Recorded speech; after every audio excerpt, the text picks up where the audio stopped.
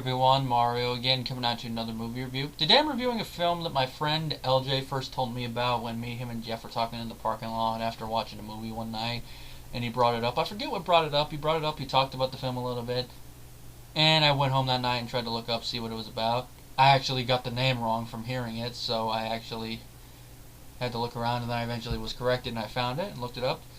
And I eventually found it to watch, and I watched it last night. And in conclusion, I have to say, I enjoyed the film, actually.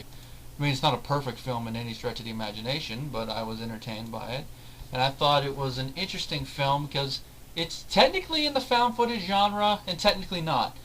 What I mean by that is that, it takes the basic premise of the found footage film, we found this footage, show it to it. But it does it in a unique way, and it does it in the mockumentary style way. Because the film is filmed like a documentary about a serial killer, and they're showing the footage and all that. And watching it, after hearing about it, I guess that's what drove me to it, because the found footage genre is getting played out. Every found footage film has to follow the same exact format. And it's like, oh, I'm getting tired of all this. Why can't they just do something unique? I guess that's kind of like where I like Chronicle, because it was a superhero take on it. Didn't have the same freaking ending that all of these found footage films seem to have. And it had an interesting angle that it was footage from the three of them showing them with the superpowers. And this one, it has that because it has the footage that they found from the killer, so that's the found footage aspect of it. And it has the documentary aspect where it's footage of people talking about the killer and all that. Now, if there's any big problem this film had, I think it could have used a larger budget. I can't see what the budget it said on it is, but I'm going to guess it was probably at max $5 million. If it was higher than that, then I stand corrected, but it looks like it was $5 million. At max, if it was higher, I say max 10. Now, the reason I say that is because some of the actors in the film were not the best. They weren't wooden, like, I want to stare at you endlessly, or like porn acting. It was stiff. Now, the difference between stiff and wooden is like, there's no emotion in your voice. I don't believe your performance. Whereas stiff is, you can tell there is some emotion there, and there is some talent there that for some reason they didn't get as well as they could. It's not their best. Whether it was a bad take that they ended up using, maybe not getting their motivation, not getting into it at that most, because in acting you're supposed to try to live the moment as if you're actually feeling it, but without going overboard. And a couple of them is like that. But then again, there are people who are stiff in real life like that sometimes. But I have watched plenty of documentary stuff on ID to see when they're actually interviewing people, they usually aren't stiff. Maybe they're talked to a little bit, or maybe because of the personal stuff. So it's like, really, you're the mother of the victim and you're talking like that? You're the dad of the person kidnapped, you're talking like that? It's like, that's one of it. But there was like so many characters like that, so I can't really fault it for that. But it's like, if they actually had a bigger budget, they could have got better actors to fill those roles. But that's just me. Another one is that even though they use practical effects in some of the scenes, in a couple of instances, this is mainly one, you could tell, that's obviously fake. I mean, it's in the bad way. I mean, not like the way we're like, oh, you can tell that's a fake head, but it has like a little bit of a charm to it because if it's an animatronic or something. It's like, that's rubber. It's like, maybe it's the lighting or what it's made of in the lighting, but could have used a little bit of budget from that. But other than that, with how big the budget is, whatever it is, they used it creatively. Now, this film has sort of a fan base because it has a 6 out of 10 on IMDb, but on Rotten Tomatoes it has a 47%, but there's no critic reviews, except for one where there's a positive, which it reads, "It's the killer's bizarre motivations that truly terrify," which I can agree with that. But I read through some of the stuff on IMDb. Apparently a lot of people don't see why this film has that rating. Maybe it's just the people, maybe it's the other 4 out of 6, I don't know. Or maybe because not many people reviewed it, because I didn't check how many reviews there are. But this is a film that's going to be a mixed bag. Some people might like it, some people might hate it. Like, it's a film I'd like to see if any of my friends on here like it. But for me, I enjoyed it. Now, part of the reason I think I liked it was the fact is that maybe it's because I watched so many IMDb, ID stuff about killers and all that, and I always have. It's just like kind of is grounded, it's kind of grounded a little bit in reality, and it goes home and all that. And also, being a horror fan, it kind of reminded me a little bit of the Texas Chainsaw Massacre remakes, the opening and the ending. You know, we never found the killer and all that. Because they never, in the story of the movie, they never find the killer. Which, as the film goes on, you're like, all this and you never found him. Which, that's one of the problems I read that some people had with it, is that the killer has like Hannibal Lecter, Jigsaw level intelligence, or that's what he seems. He could just be lucky. Or could just be like me and watches all that stuff and just figured out how to avoid doing something. Actually thought it all ahead. Never know, but since we never actually find the killer. That's one thing. It's interesting that in the story says that they never find him, but you're like, you still want them, you wish they would have found him and that we'd finally figure out all that stuff. But I guess maybe not knowing makes the ending a little bit stronger, but they could have made some of the stuff a little bit, make you maybe worded how he managed to get away with some of the stuff a little bit more. But also, some of the stuff he does is creepy. Now, of course, about 6 minutes in, I haven't even talked about the plot, just talked about some of the stuff. Now, the plot of the film is that police raided a house in a city north of New York, which is called Poughkeepsie, which I don't know where in New York it is. I know it's north of New York City. They discover a disturbing record of one man's ugly crimes. They find over 800 videotapes shot by this killer that is a visual record of him. Which I will say, out of all the scenes shot in the movie, the scenes that are shot in the worst quality, video-wise, are these tapes. But I will address that in a little bit. I'll address that in a little bit. Now, of course, throughout the film, the viewer, we see snippets of what's on some of the tapes, and of course we see criminal investigators, criminal profilers talking, like one of the guys telling some of his students, you have to leave your work at home, which I have to say that's actually kind of true. You do gotta kind of have to leave your work at home, but some people find it hard to do. And you know, investigators talking about the play-by-play of what the killer did up until they found the tapes, and then some of it's interesting. Like we see the first crime he did was impulsive, you know, just kidnapping a little girl. Then one where he kidnapped his family and killed them. Well, it's not really a family, it's two people from their car when he was hitchhiking, with ready-made excuse for why he had the camera. And then before he even did it, signing something to a camera at a gas station, you know, Red House, which is where they found the body, stuff like that makes you wonder. And then of course in the movie they mentioned that the killer did something that serial killers don't usually do, and that's change their MO. Because it's rare for serial killers to usually change their MO. And even if they do, there usually be like a little tell. But he changes his MO, and that's kind of creepy in the movie. Because like part of it is, oh, you know, if you're like a family person and you hear there's a killer in town but he's only killing hookers, you're going to be left into a false sense of security. Which is kind of why he does that. I mean, there's even one scene where he even is, where the killer is talking to a girl and he's like, hey, the butcher's around, you know, or blah blah blah, stuff like that. I'm a cop, you don't need to worry, stuff like that. And of course it also does kind of exploit that thing about, you know, people and cops a little bit. And since this movie mostly takes place in the 90s, there's one scene where I'm like, kids, you've never heard of freaking stranger danger? And the funny thing is, those are Girl Scouts that I thought that of. It's like, you went into the person's house, you idiot! You're lucky your butt didn't get killed. It's like, no wonder I'm not buying any Thin Mints from you, no matter what Jeff says. And of course, probably the creepiest scene in the movie for me, though, is the scene where he goes into the house when there's two people in, a girl in the shower and her boyfriend somewhere in the house. And he like sneaks into the bathroom, she thinks it's him or something. He steals her panties, and he puts a camera in someplace in the room and hides in the closet. And then waits for them to go downstairs, and only goes downstairs when it's dark. And they don't know he's there until the boyfriend turns on the light when he's in the kitchen to see the reflection in the mirror. Which leads into another thing, is that we never see the killer's face. We hear his voice, but we never see his face directly. The closest we get is the scene where he's signing, but he's wearing a hat, so we don't see him directly.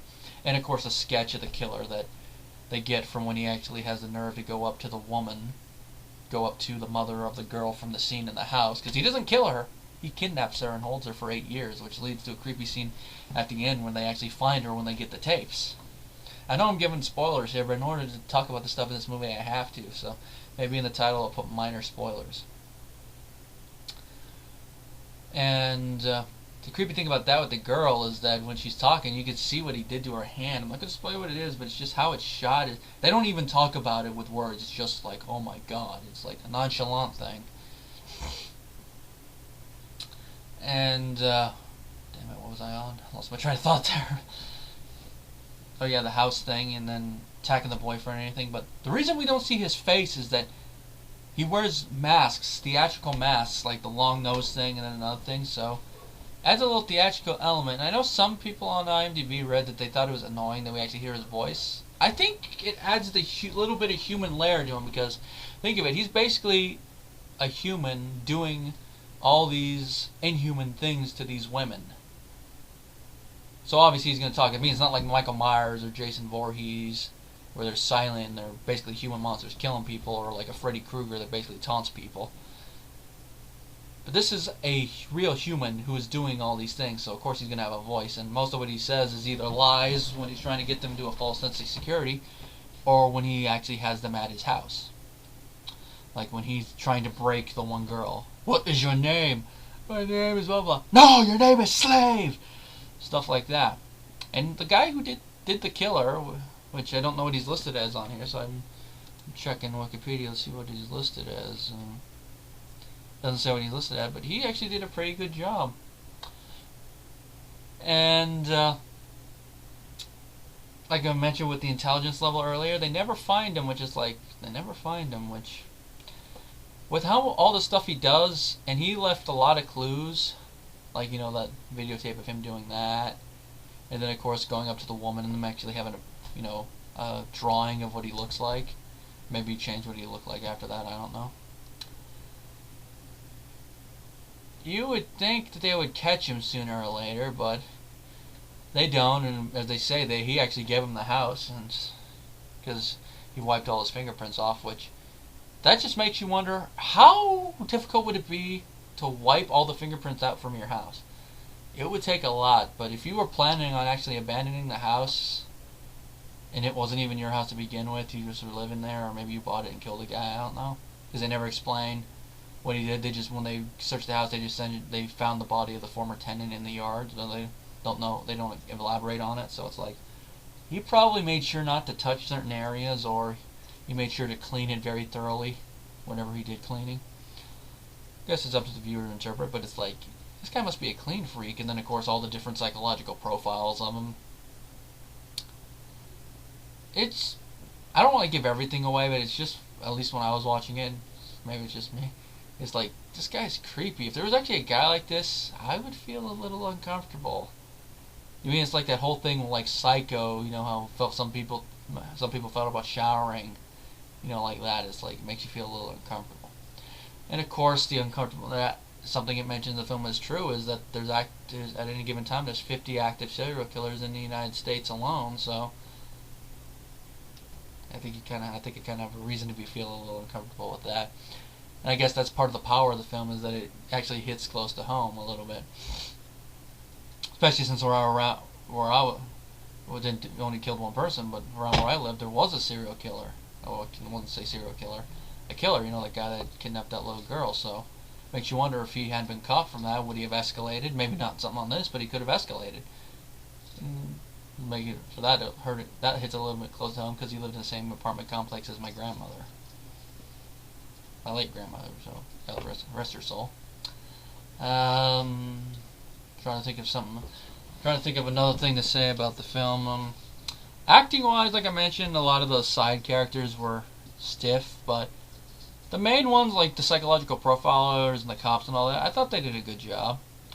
Now, one thing I will mention is that they do bring 9/11 into it at one point, but it's not in a distasteful part, especially since it's only mentioned by one character and his character being interviewed, and for a personal reason, you can see why it's upsetting. I'm not going to say what it is, but it goes into another thing, which I can see why some people may not like the killer because of how smart the film portrays him to be, and that is that he frames a cop for the murder. It's a bunch of things. How would he do this? Well, he had the foresight to go to a fertility clinic, take semen that a cop had donated, which how he knew a cop did it, or maybe he just found out who it was through the media or something. He just took a random guy's sperm, I don't know, and he planted it in the dead bodies. he had sex with them, but he didn't finish them. He put the semen there as a false lead. And even on a glass of water in one of their houses or something. That is maniacal. Of course, it makes him seem to be a genius, but he doesn't have to be a genius to think of that. He just has to watch a lot of stuff and actually think about how to put a false trail. I mean, if I wanted to, after what I watch, I could probably do stuff like that, but the thing is, I wouldn't. But it just shows the forethought, I guess, and how evil this killer is, and it makes you wish they did catch him at the end, I guess. I guess maybe that's why I'm saying I wish they probably would have, but it doesn't bother me to the point I'm like, this movie's you know, like that. And of course the sad thing about the cop is that he technically is a victim of the killer. I'm not going to spoil all that, but that ties into when they actually find out that the guy was framed. I guess it ties into why that one guy is kind of the whole thing about bringing up 9/11, which I'm not going to spoil the context of it, but you can kind of feel for the guy when he brings it up, because you can understand his pain a little bit. What else? Only other thing to mention is that after something happens to the one girl that was kidnapped, one of the cops in that place are so stupid. He didn't think to guard, as my grandfather would probably say to them. And of course, at the end they mentioned something about them not having all the tapes, so that had my interest piqued a little bit about it. Now, in case the film was directed by John Erick Dowdle, or Dowdle, however you pronounce it, which that name sounds familiar. It's because he directed 2 films after this. He directed Quarantine, which I've heard mixed things about, and the M. Night Shyamalan produced movie Devil, which I've also heard mixed things about. And I actually do want to watch it one day, but the thing about this film, though, is that apparently it's only had a very limited release, and as of this year there is no DVD available, which I wonder why. Is it because of the subject matter? Maybe that's probably why some of the quality was bad on the copy I saw. Maybe the VHS quality of the tapes in the movie was better. Maybe it's just the quality of the AVI I watched it on. Who knows? But I can tell you, if they ever do a DVD of this film, I could see myself getting it. Maybe not when it first comes out, unless it's like a limited, but I could see myself wanting to get it. I'd say it's not as good as Blair Witch or Chronicle in this genre. I think it was better than Dinosaur Tapes, but Dinosaur Tapes is direct to DVD anyway. But my rating for the Poughkeepsie Tapes is 3.5 out of 5 stars. And that's mostly because of the story and also the lead actors and just how creepy the killer is and how it sets stuff up. And the AVI I saw is on YouTube, so in case anyone watching this review wants to watch it, because of the DVD not being available, you can watch it. I'll try to put the link in the description box if it's still up when I upload this video. Anyway, that's the rest of my review, and as you can probably already guess, I do recommend the film as at least one watch if you haven't seen it, whether you like it or not.